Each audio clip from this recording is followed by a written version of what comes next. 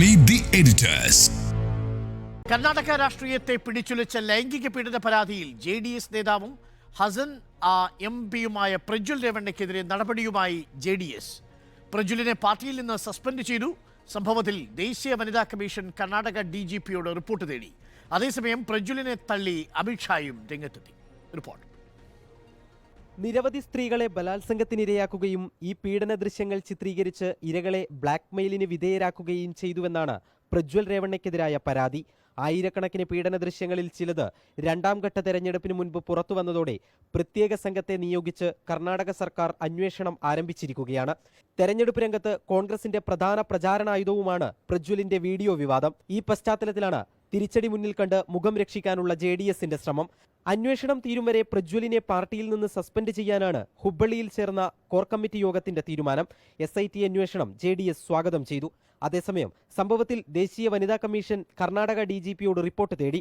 3 ദിവസത്തിനകം മറുപടി നൽകാനാണ് നിർദ്ദേശം. പ്രജ്വലിനെതിരായ പരാതി ദേശീയ തലത്തിൽ BJP-യെ കൂടി പ്രതിരോധത്തിലാക്കിയതോടെ ഘടകകക്ഷി നേതാവിനെ അമിത്ഷാ തള്ളിപ്പറഞ്ഞു.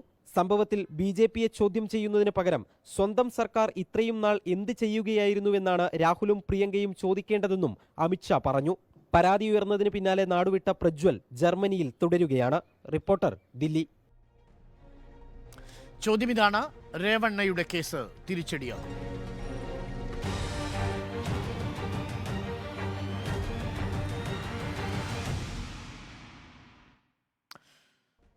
ബാലകൃഷ്ണൻ, മെയ് 7-ാം തീയതി ഇനി 28 സീറ്റുകളിൽ 14 സീറ്റുകൾ തെരഞ്ഞെടുപ്പിലേക്ക് പോവുകയാണ്. മെയ് 7-ാം തീയതി. ഇപ്പോൾ നമ്മൾ പറഞ്ഞ പ്രജ്വൽ രേവണ്ണ മത്സരിച്ച ഹസന്റെ തെരഞ്ഞെടുപ്പ് കഴിഞ്ഞു. പക്ഷേ നിർണായകമാണ് ഈ 14 സീറ്റുകളും. ഈ രേവണ്ണയുടെ കേസ് BJP-ക്ക് തിരിച്ചടിയാകുമോ? BJP-ക്കും JDS-നും? നോക്കൂ, ഇപ്പോൾ ഒരു ജനപ്രതിനിധിയായിരുന്ന വ്യക്തി, രാജ്യത്തെ പ്രധാനമന്ത്രിയായിരുന്നയാളുടെ കൊച്ചുമകൻ, സംസ്ഥാന മന്ത്രിയുടെ മകൻ, സംസ്ഥാനത്തെ മുഖ്യമന്ത്രിയായിരുന്ന ആളുടെ അനന്തരവൻ, അങ്ങനെ ഒരു മനുഷ്യൻ കഴിഞ്ഞ 5-6 വർഷമായി വീട്ടുവേലക്കാരിയെ മുതൽ സർക്കാർ ഉദ്യോഗസ്ഥരെ വരെ ഇങ്ങനെ നിരന്തരം പീഡിപ്പിച്ചുകൊണ്ടിരിക്കുക മാത്രമല്ല അവരുടെ ചിത്രങ്ങൾ പകർത്തി സൂക്ഷിക്കുകയും ചെയ്തിരുന്നു എന്നുള്ളത് അങ്ങേയറ്റം നികൃഷ്ടമായൊരു കാര്യമാണെന്ന കാര്യത്തിൽ ഒരു തർക്കവുമില്ലല്ലോ. അദ്ദേഹം ഹാസൻ മണ്ഡലത്തിൽ മത്സരിച്ചു.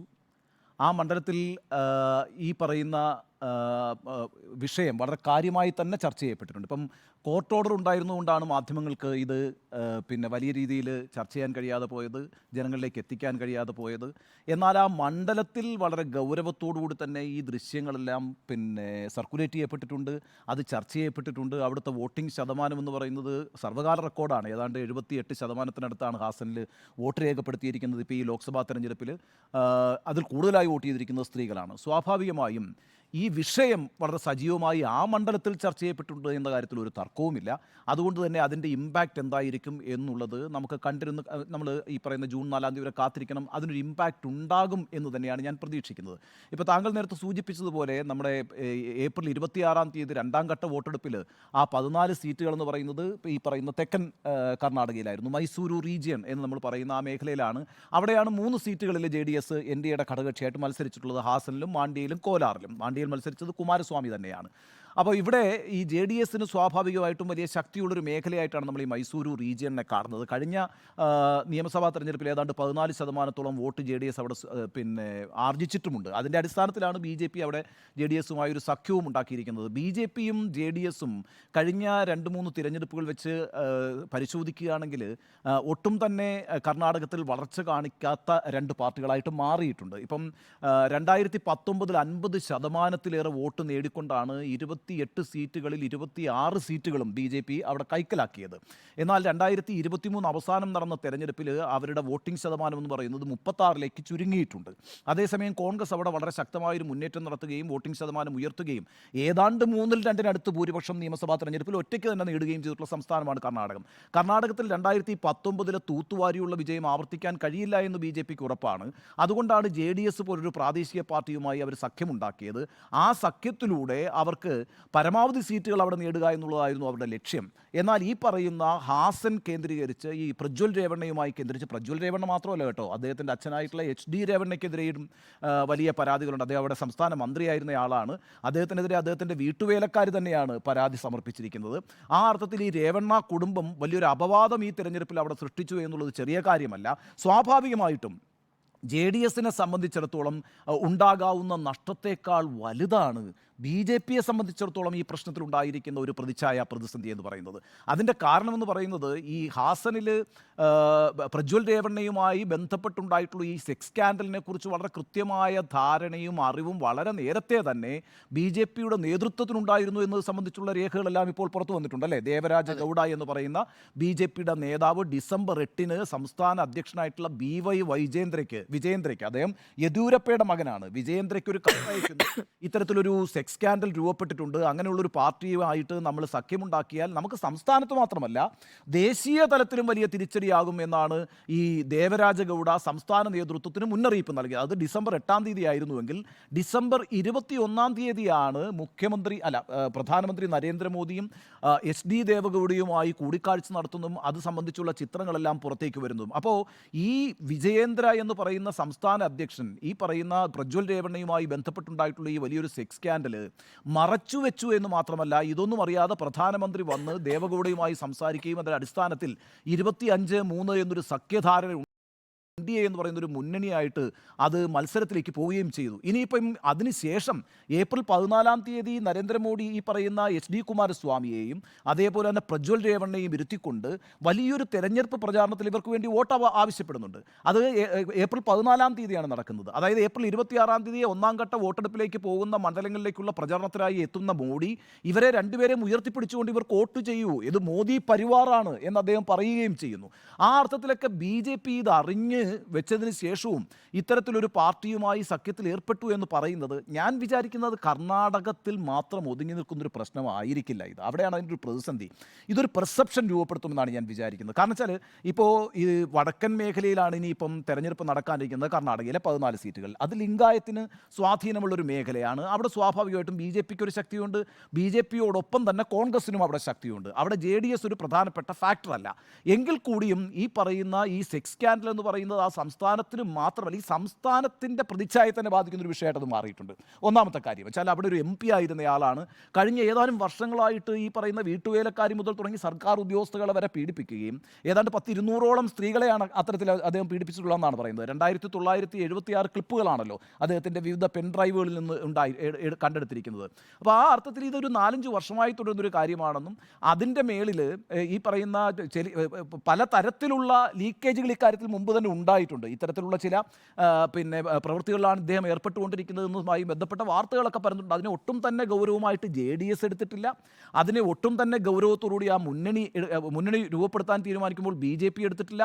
അതിൻ്റെ മുകളിൽ ഇപ്പോൾ ഒരു SITയെ പ്രഖ്യാപിച്ചിരിക്കുകയാണ് സിദ്ധരാമയ്യ. അക്കാര്യത്തിൽ കോൺഗ്രസും ചില ആരോപണങ്ങൾ നേരിടുന്നുണ്ട്. കാരണം വെച്ചാൽ ഇതൊക്കെ നേരത്തെ തന്നെ ശ്രദ്ധയിൽപ്പെട്ടിരുന്നതായിരുന്നു എന്നും എന്നാൽ ഇക്കാര്യത്തിൽ കോൺഗ്രസ് സർക്കാരിൻ്റെ ഭാഗത്തു നിന്ന് ചില വീഴ്ചകൾ ഒരു അന്വേഷണം പ്രഖ്യാപിക്കുന്നതിനകത്ത് അല്ലെങ്കിൽ അതിനെ ഗൗരവത്തോടുകൂടി സമീപിക്കുന്നതിനകത്ത് കോൺഗ്രസിൻ്റെ ഭാഗത്തുനിന്ന് വീഴ്ചകൾ വന്നിട്ടുള്ള ആരോപണം കോൺഗ്രസ് നേരിടുന്നുണ്ട്. ഞാൻ പറഞ്ഞു വരുന്നത് കർണാടകത്തിലെ തെരഞ്ഞെടുപ്പിലെ ഇതൊരു ഘടകമായി വേണമെങ്കിൽ പ്രവർത്തിക്കാമെന്നതിനപ്പുറം ദേശീയ തലത്തിൽ തന്നെ ഒരു പെർസെപ്ഷൻ രൂപപ്പെടും. എന്തുകൊണ്ടാണ് ഇപ്പോൾ ബ്രിജ്ഭൂഷൺ ശരൺ സിംഗിനെ പോലെ ഒരാളെ ഗുസ്തി താരങ്ങളെ പീഡിപ്പിച്ചതിൻ്റെ പേരിൽ ഇതുവരെ ഒരു നടപടിയും എടുക്കാത്ത BJP ബിൽക്കിസ് ബാനുവിൻ്റെ കേസ് പോലും ഇങ്ങോട്ട് എടുക്കുന്നുണ്ട് കേട്ടോ. ഇപ്പോൾ ആളുകൾ ഓരോന്നായിട്ട് പറഞ്ഞുകൊണ്ടിരിക്കുകയാണ്. ബിൽക്കിസ് ബാനുവിൻ്റെ കേസിൽ എന്താ സംഭവിച്ചത്?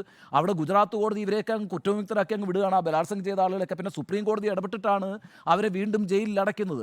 ആ അർത്ഥത്തിൽ ബിൽക്കിസ് ബാനു കേസ്, റാം റഹീമിൻ്റെ കേസ്, ഇപ്പോൾ ഈ പറയുന്ന പ്രജ്വൽ രേവണ്ണയുടെ കേസ്, ബ്രിജ്ഭൂഷൺ ശരൺ സിംഗിൻ്റെ കേസ്, ഇതെല്ലാം തന്നെ സ്ത്രീകളോടുള്ള BJPയുടെ കേന്ദ്ര സർക്കാരിൻ്റെ ഒരു സമീപനം ഇത്തരത്തിലുള്ളതാണോ എന്നൊരു ചോദ്യം ഉയർന്നു വന്നിട്ടുണ്ട്. ഈ ചോദ്യം ദേശീയ തലത്തിൽ ഉപയോഗിക്കുന്നതിൽ കോൺഗ്രസ് എത്രത്തോളം വൈദഗ്ധ്യം കാണിക്കുന്നു എന്നുള്ളൊരു പ്രശ്നമാണ്. കോൺഗ്രസിന് ഇത് വലിയൊരു രാഷ്ട്രീയ വിഷയമായി ഇപ്പോഴും കൊണ്ടുവരാൻ കഴിഞ്ഞിട്ടില്ല എന്നാണ് ഞാൻ വിചാരിക്കുന്നത്. ഇനി ആ രീതിയിൽ അവർക്കത് കൊണ്ടുവരാൻ കഴിഞ്ഞാൽ അതൊരു പെർസെപ്ഷൻ രൂപപ്പെടുത്തും.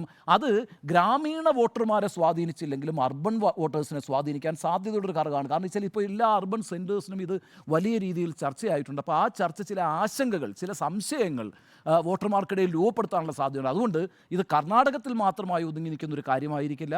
അത് ദേശീയ തലത്തിൽ തന്നെ ഇത്തരത്തിൽ അപവാദത്തിൽ ഒരു സെക്സ് സ്കാൻഡലിൽ പെട്ടിട്ടുള്ളൊരു പാർട്ടിയുമായി അത് അറിഞ്ഞു വെച്ചുകൊണ്ട് തന്നെ സഖ്യമുണ്ടാക്കിയ പാർട്ടി എന്നുള്ളതിലേക്ക് BJPക്ക് ഒരു പ്രതിച്ഛായ പ്രശ്നം ഉണ്ടാക്കും എന്നാണ് ഞാൻ വിചാരിക്കുന്നത്. ഓക്കെ, സ്മൃതി. ഇത് 2976 സെക്സ് വീഡിയോകൾ. അപ്പോൾ ഇതിലൊക്കെ എത്ര സ്ത്രീകൾ ഇപ്പോൾ ഉണ്ണിവാർഷം ചൂണ്ടിക്കാണിക്കുകയെന്ന് 200-300 ഇടയ്ക്ക് 200ഓളം സ്ത്രീകളുടെ വീഡിയോകൾ. അപ്പോൾ അത് ആ രൂപത്തിൽ പ്രചരിച്ചു കഴിഞ്ഞിരിക്കുന്നു. ഒന്നാമത്തെ കാര്യം, ഇത് ഇപ്പോഴല്ല, കഴിഞ്ഞ വർഷമാണ്, 2023 നടന്ന സംഭവമാണ്. അന്നും ഇതുമായി ബന്ധപ്പെട്ട് വിവരങ്ങൾ ലഭിച്ചത് ഇയാളുടെ പ്രജ്വൽ രേവണ്യയുടെ ഡ്രൈവറാണല്ലോ ഈ ദൃശ്യങ്ങൾ ലീക്ക് ചെയ്തത്. അയാൾ അതിനുശേഷം അത് കൊടുത്തിരിക്കുന്ന BJP നേതാവ് ദേവരാജഗൌഡയ്ക്കാണ്. അപ്പോൾ BJP നേതാവിന് അന്നേ അറിയാമായിരുന്നു. അന്ന് ഇപ്പം നേരത്തെ ഉണ്ണിവാർഷൻ ചൂണ്ടിക്കാണിച്ച പോലെ തന്നെ ഇയാളെ സ്ഥാനാർത്ഥിയാക്കിയാൽ ബുദ്ധിമുട്ടാകുമെന്നുള്ള കാര്യം BJP സംസ്ഥാന നേതൃത്വത്തെ അറിയിക്കുന്നു. സ്വാഭാവികമായും ദേശീയ നേതൃത്വത്തിനും അറിയാവുന്ന കാര്യമാണ്. അപ്പോൾ അതൊക്കെ അറിഞ്ഞുകൊണ്ട് തന്നെ പ്രജ്വൽ രേവണ്യെ സ്ഥാനാർത്ഥിയാക്കുന്നു എന്നുള്ളതാണല്ലോ നമ്മൾ മനസ്സിലാക്കേണ്ടത്. അപ്പോൾ എന്താണ് BJP നാരി ശക്തി, ബേട്ടി ബച്ചാവോ എന്നൊക്കെ പറയുന്ന മുദ്രാവാക്യങ്ങളിൽ ഉദ്ദേശിക്കുന്നത്? അപ്പോൾ അതാത് സംസ്ഥാനങ്ങളിൽ അവിടെ നേട്ടം കൊയ്യാവുന്ന കാര്യങ്ങളിലേക്ക് വരുമ്പോൾ ഈ കാര്യങ്ങളൊന്നും വിഷയമേ അല്ല എന്നുള്ളതാണ്. പക്ഷേ ഇപ്പോൾ ആ ദൃശ്യങ്ങൾ ഈ തെരഞ്ഞെടുപ്പ് ദിവസം 26-ാം തീയതി തൊട്ട് മുന്നത്തെ ദിവസങ്ങളിൽ പ്രചരിച്ചതാണ് തിരിച്ചടിയായിരിക്കുന്നത്. അപ്പോൾ ഈ JDS പാർട്ടിയിൽ നിന്നിപ്പോൾ അദ്ദേഹത്തെ സസ്പെൻഡ് ചെയ്തിരിക്കുന്നു.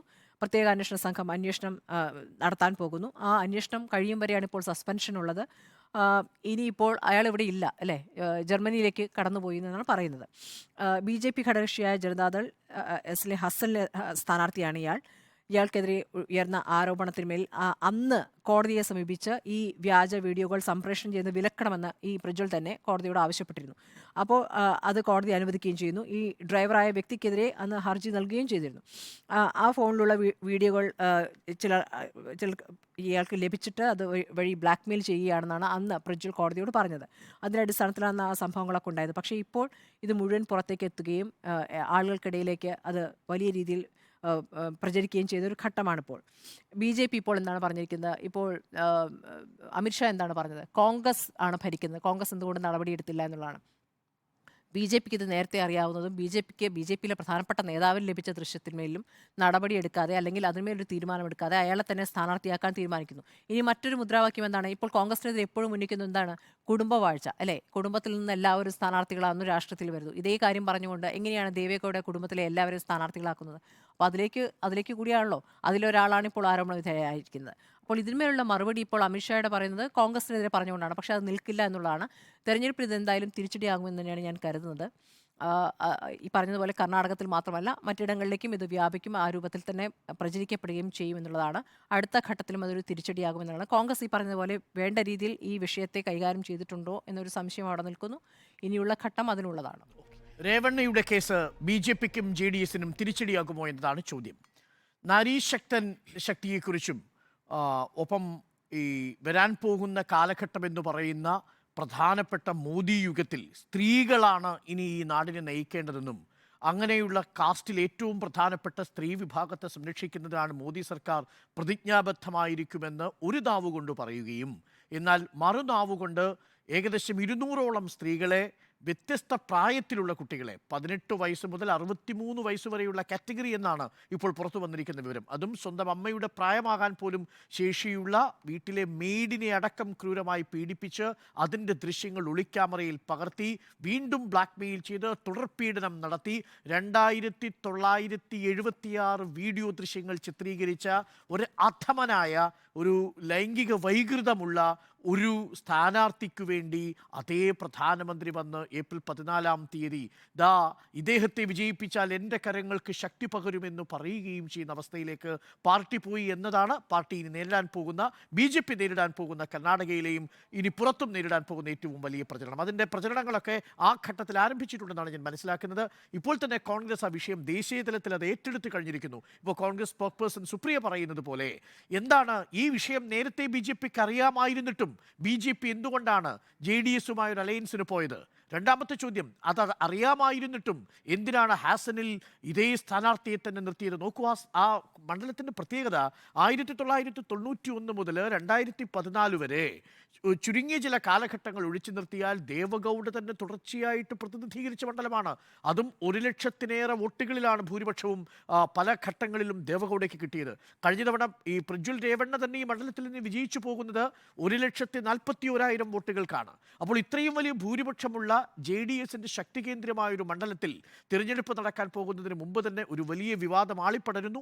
പക്ഷേ വിവാദത്തിന്റെ ചരിത്രം നമ്മൾ പരിശോധിച്ചാൽ രേവണ്ണ പറയുന്നത് 4-5 വർഷം മുമ്പുള്ളൊരു കഥയാണ് നിങ്ങൾ പറയുന്നത് എന്നാണ്. പക്ഷെ ഒരു വർഷം മുമ്പ് തന്നെ ഇത് കർണാടകയിൽ ചർച്ചാ വിഷയമായിരുന്നു. മാത്രവുമല്ല 2023 ഡിസംബർ മാസം 8-ാം തീയതി, അതായത് BJP JDSുമായി അലയൻസ് ഉണ്ടാക്കുന്നതിന് മുമ്പേ തന്നെ ഈ വാർത്തയെ അറിഞ്ഞുകൊണ്ട് ഈ ദേവരാജ ഗൗഡ BY വിജയേന്ദ്രയുമായിട്ട് സംസാരിക്കുകയും അദ്ദേഹത്തിന് കത്തെഴുതുകയും ചെയ്തു. അതിനുശേഷം ഡിസംബർ 13-ാം തീയതി പ്രധാനമന്ത്രിക്ക് കത്തെഴുതുന്നു, പ്രാദേശിക BJP നേതൃത്വത്തിന് കത്തെഴുതുന്നു, വീണ്ടും BY വിജയേന്ദ്രയെ കുറിച്ച് കാര്യങ്ങൾ സൂചിപ്പിക്കുന്നു, BY വിജയേന്ദ്രയുടെ കാര്യങ്ങൾ പറയുന്നു.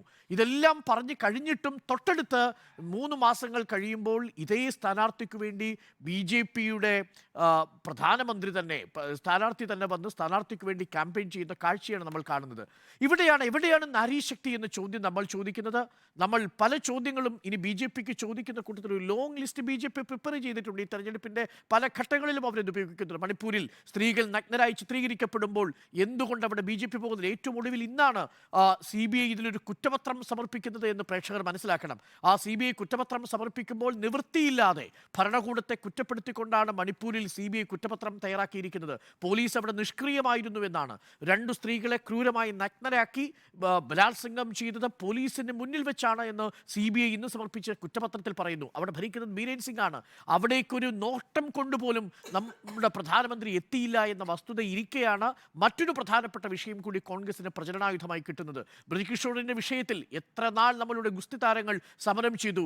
ഒടുവിൽ 4 മണ്ഡലങ്ങളിലെ അദ്ദേഹത്തിന്റെ രാഷ്ട്രീയ സ്വാധീനം ഒറ്റ കാരണം കൊണ്ട് ആ വനിതകളുടെ കരച്ചിൽ നമ്മൾ കേൾക്കാതെ പോയി, അധികാരികൾ കേൾക്കാതെ പോയി. അതിനുശേഷമാണ് ബിൽക്കിസ് ബാനുവിന്റെ കേസ്. ബിൽക്കിസ് ബാനുവിനെ ക്രൂരമായി പീഡിപ്പിക്കുകയും മകളെ തറയിലെറിഞ്ഞ് കൊല്ലുകയും ചെയ്ത നരാധമന്മാരെ പൂജിച്ച് മാലയിട്ട് സ്വീകരിച്ച് അവരുടെ പരോള് കഴിയുന്നതിന് മുൻപ് തന്നെ, അവരുടെ ജയിൽ കാലാവധി കഴിയുന്നതിന് മുമ്പ് തന്നെ അവരെ ജയിൽ മോചിതരാക്കി കൊണ്ടുവന്ന പാർട്ടി. ഇങ്ങനെ ഈ വിശേഷണങ്ങൾ നേരിടുന്ന പാർട്ടിക്ക് മറ്റൊരു പ്രധാനപ്പെട്ട ആരോപണത്തിന് കൂടി മറുപടി പറയേണ്ടി വന്നിരിക്കുന്നു. അത് കർണാടകയിൽ ഇനി വരാൻ പോകുന്ന ഈ മെയ് 7-ാം തീയതി നടക്കാൻ പോകുന്ന 14 മണ്ഡലങ്ങളിൽ മാത്രമായിരിക്കില്ല. ഇനി വരും ദിവസങ്ങളിലും കോൺഗ്രസ് ഇതിൽ ശക്തമായ ഒരു പ്രചരണ വിഷയമാക്കി മാറ്റും. നാരീ ശക്തിയെക്കുറിച്ചും നാരീ വന്ദൻ അഭിയാനെ കുറിച്ചും ഒക്കെ സംസാരിക്കുമ്പോൾ പ്രജ്വൽ രേവണ്ണയുടെ വിഷയം ചർച്ച ചെയ്യാതെ പോകാൻ കഴിയില്ല എന്നുള്ളതാണ്. നോക്കൂ, 1991-ൽ 3 സീറ്റുകൾ മാത്രമുണ്ടായിരുന്ന BJP കർണാടക രാഷ്ട്രീയത്തിൽ 51% വോട്ട് പെർസെൻറ്റേജിലേക്ക് 2019 കടന്നു കയറിയതും 28-ൽ 25 സീറ്റുകൾ സ്വന്തമാക്കിയതും ഒരു മാജിക് പോലെയായിരുന്നു. പക്ഷേ അവിടെ താഴെത്തട്ടിലുള്ള ചിട്ടയായ പ്രവർത്തനവും ഒപ്പം യെദ്യൂരപ്പയുടെ ഒരു നേതൃത്വവും കൂടി കഴിയുമ്പോഴാണ് ഇന്ന് കർണാടകയിൽ BJPക്ക് ആ മുഖമില്ല. പക്ഷേ ലോക്സഭയിലേക്ക് മത്സരിക്കാൻ കർണാടകയിൽ ബസവരാജ് ബൊമ്മയുടെ മുഖം ആവശ്യമില്ല അവർക്ക്. പകരം അവർക്ക് ആവശ്യമുള്ളത് നരേന്ദ്രമോദിയുടെ ഫേസ് ആയിരുന്നു. അതുകൊണ്ടാണ് നരേന്ദ്രമോദി ഹസനിലെത്തുന്നത്, അവിടെ സ്ഥാനാർത്ഥിക്ക് വേണ്ടി പിന്തുണ അഭ്യർത്ഥിക്കുന്നത്. ഒടുവിൽ അതിപ്പോൾ വിനയായി തീർന്നിരിക്കുന്നത്. എന്തു മറുപടിയാണ് പറയാൻ കഴിയുക? നേരത്തെ അറിയാമായിരുന്നൊരു വിഷയത്തിൽ ഇത്രയും ക്രൂരമായ രീതിയിൽ സ്ത്രീകളെ അധിക്ഷേപിക്കുകയും ദൃശ്യങ്ങൾ പകർത്തുകയും ചെയ്ത ഒരുപക്ഷെ നമ്മളുടെ ജീവിതത്തിൽ നിന്ന് നമ്മൾ ഇത്രയും അധികം വലിയ ഒരു സെക്സ് സ്കാം കേട്ടിട്ടുണ്ടാവില്ല. അതും നേരത്തെ സൂചിപ്പിച്ചതുപോലെ രാജ്യത്തിൻ്റെ പ്രധാനമന്ത്രിയായിരുന്ന ഒരാളുടെ കൊച്ചുമകനിൽ നിന്ന് ഈ രാജ്യമോ നാടോ പ്രതീക്ഷിക്കുന്നതല്ല, ഒരു സിറ്റിംഗ് MP-യിൽ നിന്ന് പ്രതീക്ഷിക്കുന്നതല്ല.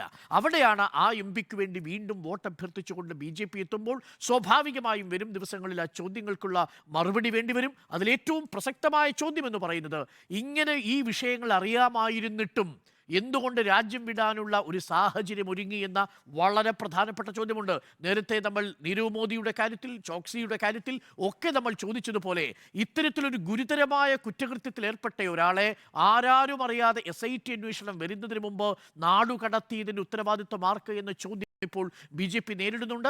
അതുകൊണ്ട് വരും ദിവസങ്ങളിൽ കർണാടക തിരഞ്ഞെടുപ്പിൽ മാത്രമല്ല, ഒരുപക്ഷെ സൗത്ത് ഇന്ത്യയിൽ തന്നെ ഇത് വലിയ വിവാദമായി കഴിഞ്ഞിരിക്കുന്നു. ഇനി വരാൻ പോകുന്ന നാളുകളിൽ ഈ മെയ് 7-ാം തീയതി നടക്കാൻ പോകുന്ന 95 സീറ്റുകളാണ്. അതിൽ 72 സീറ്റുകളും BJPയുടേതാണ് എന്ന് ഓർമ്മിക്കണം. വളരെ നിർണായകമാണ്. സൗത്ത് ഇന്ത്യയിൽ BJPയുടെ ക്ലച്ച് പിടിക്കാൻ ഇനി എന്ത് സാധ്യതയെന്ന് ആലോചിച്ചിരിക്കുന്ന ഘട്ടത്തിലാണ് ഈ നിർണായകമായ 14 സീറ്റുകളിൽ ഇനി തെരഞ്ഞെടുപ്പ് നടക്കാൻ പോകുന്നത്. അതുകൊണ്ട് വരും ഘട്ടങ്ങൾ പ്രജ്വൽ രേവണ്ണ ഒരു വലിയ ചോദ്യചിഹ്നമായി BJPയുടെ ക്യാമ്പയിന് മുന്നിൽ തന്നെ ഉണ്ടാവും എന്നാണ് ഞാനും കരുതുന്നത്. തീർച്ചയായും അത് BJPയുടെ പ്രോസ്പെക്ട്സിനെ ബാധിക്കും എന്ന് കരുതുന്നു.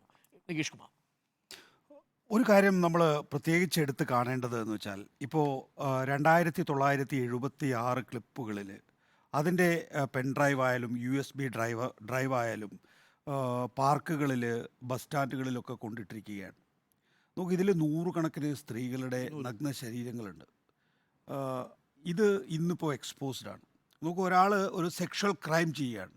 ആ സെക്ഷൽ ക്രൈം ചെയ്യുമ്പോൾ അതിനോട് പൊരുത്തപ്പെടാൻ വേണ്ടിയോ അല്ലെങ്കിൽ ഏതെങ്കിലും തരത്തിൽ ആ സ്ത്രീകൾ ചിലപ്പോൾ മറഞ്ഞിരിക്കുകയായിരിക്കും. ആ, അവരുടെ ദൃശ്യങ്ങളാണ് ഈ കഴിഞ്ഞ ഒരാഴ്ചയായിട്ട് കർണാടകത്തിൽ ഈ രാജ്യമാകമാനം പ്രചരിക്കുന്നത് എന്ന് കാണുമ്പോൾ യഥാർത്ഥത്തിൽ നമ്മുടെയൊക്കെ മനസ്സ് നിൽക്കേണ്ടത് അവരുടെ ഒപ്പമാണ്. 200-ലധികം എന്നാണ് പറയുന്നത് അല്ലേ? 2976 ക്ലിപ്പുകളിൽ 200-ലധികം സ്ത്രീകളുടെ ജീവിതം. ഏജ് നോക്കൂ, 18 മുതൽ 63 വയസ്സ് വരെ. ഏതൊക്കെ തരത്തിൽ വീട്ടുജോലിക്കാരി മുതൽ സർക്കാർ ഉദ്യോഗസ്ഥർ വരെയുള്ള വളരെ എന്താ പറയുക, സമൂഹത്തിൽ നിറഞ്ഞു നിൽക്കുന്ന ആളുകളാണ് അവർ എന്നുള്ളതാണ്.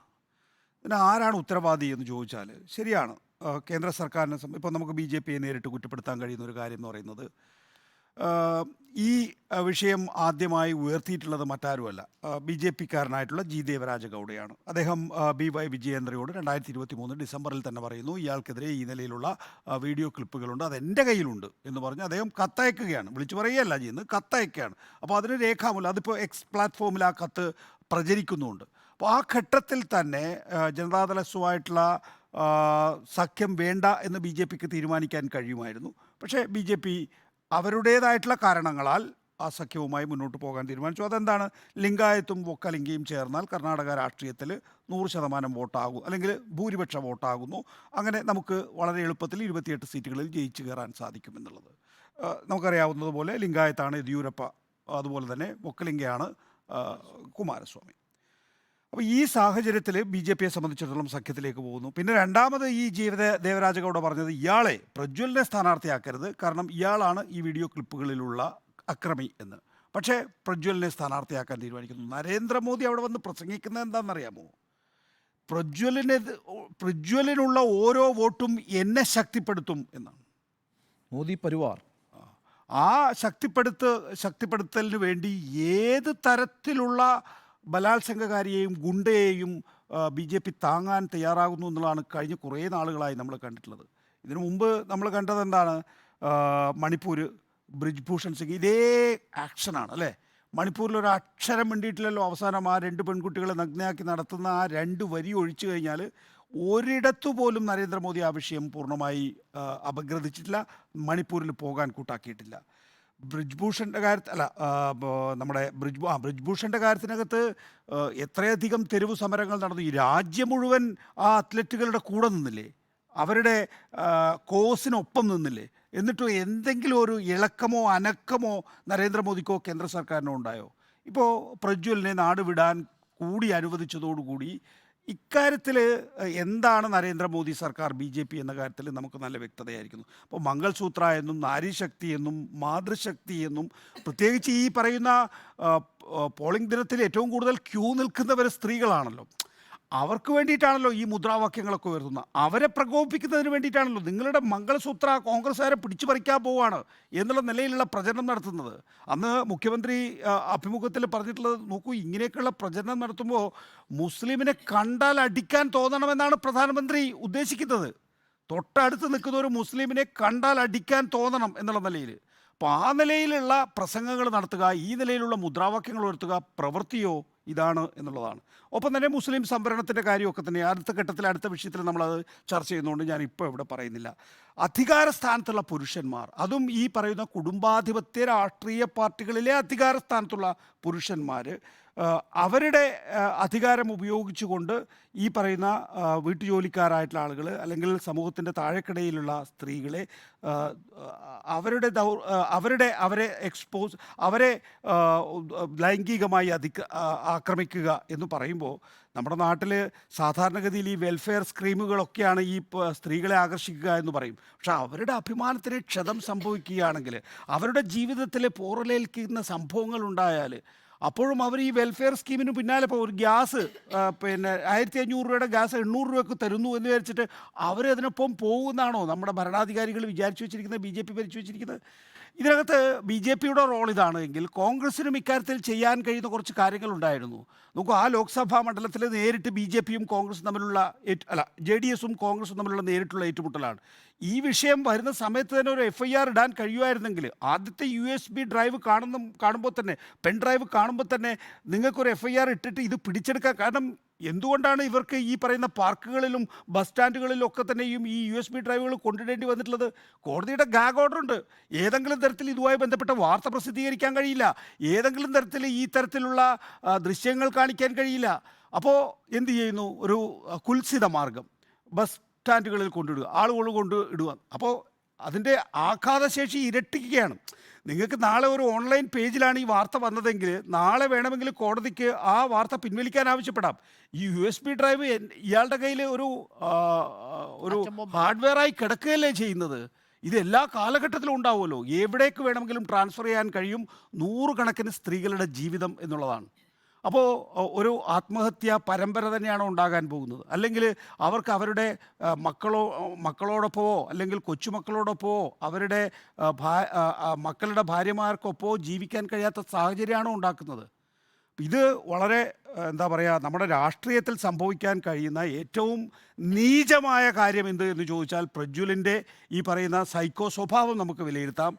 ആ സൈക്കോ സ്വഭാവത്തെ തുറന്നു കാണിക്കാനുള്ള ഈ മാർഗത്തെയും ആ നിലയിൽ വിലയിരുത്താം എന്നാണ് ഞാൻ കരുതുന്നത്. ഈ വീഡിയോ കണ്ടവർ പറയുന്നത് ഒരു 47 വയസ്സുള്ള സ്ത്രീയാണ് കേസ് കൊടുത്തിട്ടുള്ളത്. ഒരു 63 വയസ്സുകാരി വീഡിയോ എടുക്കുമ്പം തൊഴുകയോടുകൂടി പറയുകയാണ് അത് ചെയ്യല്ലേ എന്ന് പറയുകയാണ് ചെയ്യുന്നത്. നോക്കൂ, അത് കാണുമ്പോൾ തലകുനിഞ്ഞു പോകുന്നു എന്നാണ് ഇത് കണ്ടവർ പറയുന്നത്. അത് ഒരാളുടെ കാര്യം, ബാക്കിയുള്ളവരുടെ കാര്യം എന്തൊക്കെയാണെന്നുള്ള കാര്യം നമുക്ക് അറിയില്ല എന്നുള്ളതാണ്. ഇതിനേക്കാൾ മോശമായിരിക്കും എന്നുള്ള കാര്യത്തിൽ സംശയമില്ലല്ലോ. ഏതായാലും ഇത് കർണാടക ലോക്സഭാ തെരഞ്ഞെടുപ്പിനെ സംബന്ധിച്ചിടത്തോളം വലിയ നിലയിൽ ഒരു ചലനം സൃഷ്ടിക്കുമെന്ന് കരുതിയാണ്. കാരണം ഇതിൻ്റെ ഒരു മൊറാലിറ്റി ഉണ്ടല്ലോ, ഒരു ധാർമ്മിക വശമുണ്ടല്ലോ. ആ ധാർമ്മിക വശത്തിൽ BJPയും JDSും വല്ലാതെ പിന്നോട്ട് പോയിരിക്കുന്നു. ഒരു കാരണവശാലും ഒരു ആത്മാഭിമാന ബോധമുള്ള ഒരാൾക്കും BJPക്കോ അല്ലെങ്കിൽ JDSനോ കർണാടകത്തിൽ വോട്ട് ചെയ്യാൻ, കർണാടകത്തിൽ മാത്രമല്ല കേട്ടോ, ഇനി അങ്ങോട്ടുള്ള 3 മുതൽ 7 വരെയുള്ള ഘട്ടങ്ങളിൽ ഇതായിരിക്കും ഏറ്റവും കൂടുതൽ. ഹുബ്ലിയിലൊരു സംഭവം ഉണ്ടായിട്ടുണ്ട്. ഒരു സഹപാഠിയെ കുത്തിക്കൊന്ന വിഷയമുണ്ട്. അത് പ്രധാനമന്ത്രി നരേന്ദ്രമോദി വലിയ വിഷയമായിട്ട് തെരഞ്ഞെടുപ്പ് പ്രചരണ യോഗത്തിൽ ഉന്നയിച്ചു കഴിഞ്ഞു. കാരണം എന്താണെന്നറിയാമോ? കുത്തിക്കൊന്നയാൾ മുസ്ലിമാണ് എന്നുള്ളത്. അപ്പോൾ ഇതിനകത്ത് ഏതെങ്കിലും മതമുണ്ട് എങ്കിൽ, പ്രത്യേകിച്ച് മുസ്ലിം നാമധാരി ഉണ്ട് എങ്കിൽ അത് ഉന്നയിക്കാൻ കഴിയുന്നു എന്നുള്ളത് നമുക്ക് കണ്ടതാണ്. പക്ഷേ ഈ തരത്തിൽ ഏറ്റവും നമ്മുടെ അഭിമാനബോധത്തെ ക്ഷതമേൽപ്പിക്കുന്ന, നമ്മുടെയൊക്കെ തല കുനിഞ്ഞു പോകുന്ന, നമ്മുടെ സ്ത്രീകളായിട്ടുള്ള വീട്ടമ്മമാരായിട്ടുള്ള ആളുകളെ പൊതുവേദിയിൽ അപമാനിക്കുന്ന രീതിയിലുള്ള ഇത്തരത്തിൽ അധികാരത്തിലിരിക്കുന്ന ആളുകളുടെ അതിക്രമങ്ങൾ കാണുമ്പോൾ മിണ്ടാതിരിക്കുകയും ചെയ്യുന്നു എന്നുള്ളതാണ് ഏറ്റവും പ്രധാനപ്പെട്ട കാര്യം. മിണ്ടാതിരിക്കുന്നു എന്നുള്ളതാണ്. പ്രധാനമന്ത്രിക്ക് ഒരു അക്ഷരം പറയാനില്ല എന്നുള്ളതാണ്. അമിത്ഷാ ഇന്ന് എന്താ പറയുന്നത്? നിങ്ങൾ പ്രിയങ്ക ഗാന്ധിക്ക് മറുപടി പറയാൻ നിങ്ങളെ സർക്കാർ എന്താണ് കേസെടുക്കാതിരുന്നതെന്നാണ്. അതാണോ ഒരു മറുപടി എന്ന് പറയുന്നത്? ഈ രാജ്യത്ത് ഒരു പ്രധാനപ്പെട്ട സംസ്ഥാനത്ത് തെരഞ്ഞെടുപ്പ് നടക്കുന്ന തെരഞ്ഞെടുപ്പ് വിഷയമായിട്ട് ഒരാളുടെ ലൈംഗികാതിക്രമം, ഈ സ്ത്രീകളുടെ സ്വകാര്യത മാനിക്കാതെ ഈ നാട്ടിൽ പ്രചരിപ്പിക്കുന്നതിന് നിങ്ങൾ പറയേണ്ട മറുപടി പ്രിയങ്ക ഗാന്ധിക്കാണോ? ഈ നാട്ടിലെ അമ്മമാർക്കല്ലേ, പെങ്ങന്മാരോടല്ലേ മറുപടി പറയേണ്ടത്? അതിനൊന്നും ഒരു പരിഹാരവും ഇല്ലാതെ നമ്മളൊക്കെ അതൊക്കെ തന്നെയും ടേക്കൺ ഫ്രോ, നമ്മൾ ചർച്ച ചെയ്യുമ്പോൾ പോലും എനിക്ക് ആ കാര്യത്തിലൊരു അഭിമാനബോധം ആ നിലയിലുണ്ട്. ഒരു ടേക്കൺ ഫോർ ഗ്രാൻഡഡ് ആയിട്ടാണോ നമ്മൾ എടുക്കുന്നത്? നമ്മൾ അവരുടെ വികാരം കാണുന്നില്ലേ? അവരുടെ ആത്മാഭിമാനത്തിനുണ്ടായിട്ടുള്ള ക്ഷതം നമ്മൾ കാണുന്നില്ലേ എന്നുള്ളതാണ്. ഞാൻ അതിൻ്റെ ലോക്സഭാ തെരഞ്ഞെടുപ്പിൻ്റെ കണക്കൊക്കെ എന്നെ സംബന്ധിച്ചിടത്തോളം ഇപ്പോൾ പറയാൻ ഉദ്ദേശിക്കുന്നില്ല. കാരണം അതിനുള്ള എന്താ പറയുക, മനഃശക്തി എനിക്കില്ല. നമുക്കൊരു ഇടവേള വേണം. അതിനു മുൻപ് രേവണ്ണ തിരിച്ചടിയാകുമോ എന്ന ചോദ്യത്തിന് 4 പേരും അഭിപ്രായപ്പെടുന്നു യെസ്, തിരിച്ചടിയാകും എന്ന്.